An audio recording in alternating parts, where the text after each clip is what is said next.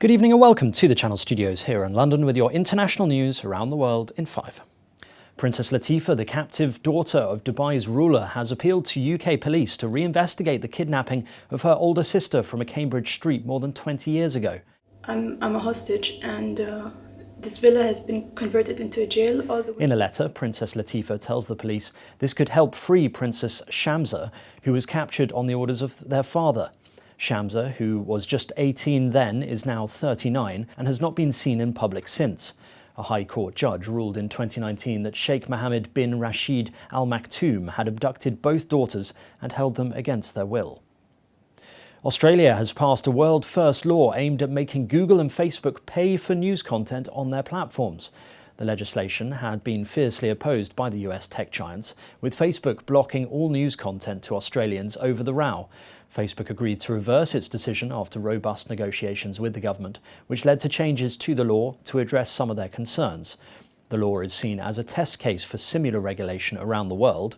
Facebook and Google had earlier argued the law fundamentally misunderstands how the internet works. Meanwhile, Facebook has banned Myanmar's military and its affiliates from its platforms. The company said it acted after deciding the risks of allowing the Myanmar military on Facebook and Instagram are too great.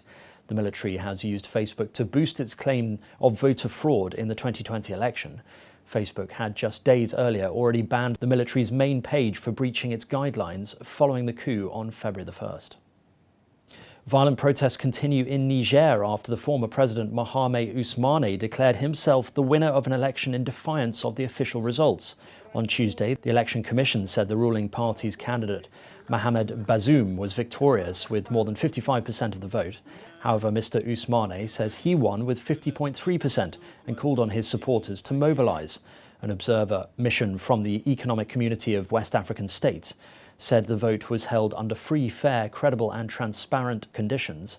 The election result still needs to be certified by the Constitutional Court.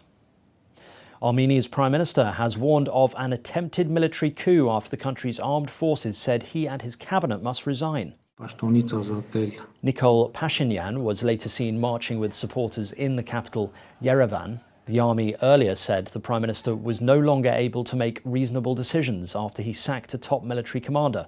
The Prime Minister has faced mass protests after losing last year's conflict with Azerbaijan over Nagorno-Karabakh. The state funeral of the Italian ambassador to the Democratic Republic of Congo, killed near the border with Rwanda, has been held in Rome. The ambassador, Luca Attanasio, his Italian police bodyguard Vittorio Lacovacci, and their Congolese driver, Mustafa Milambo, were killed on Monday when the UN convoy they were travelling in was ambushed. Italy's new Prime Minister, Mario Draghi, was among the mourners at the funeral service. The Congolese government has blamed a Rwandan Hutu rebel group, the FDLR. The rebels have denied the allegation. Rescue teams in Indonesia are searching for survivors after a landslide in an illegal gold mine area killed at least 3 people, with more feared dead. Teams of police, military and the local disaster agency deployed heavy machinery to help the search, with at least 15 survivors found. The landslide occurred on Wednesday evening in the village of Buranga after days of rain, with at least 5 people still missing. And finally, in a bid to make cargo shipping more environmentally friendly, a company has gone back to basics with the use of a sailboat to ship cargo to and from France and the Americas. Chocolate and coffee manufacturer Grande Sail put the sailboat in service for a first inter-Atlantic trip to deliver and import goods, including cacao beans for chocolate production. The sailboat started its maiden voyage in November and docked in New York City in December to deliver 15,000 bottles of organic French wine. It then set off to the Dominican Republic, where staff collected 33 tons of cacao beans before heading back to France. And that's your international news around the world in 5. Now back to Channel Studios in Lagos.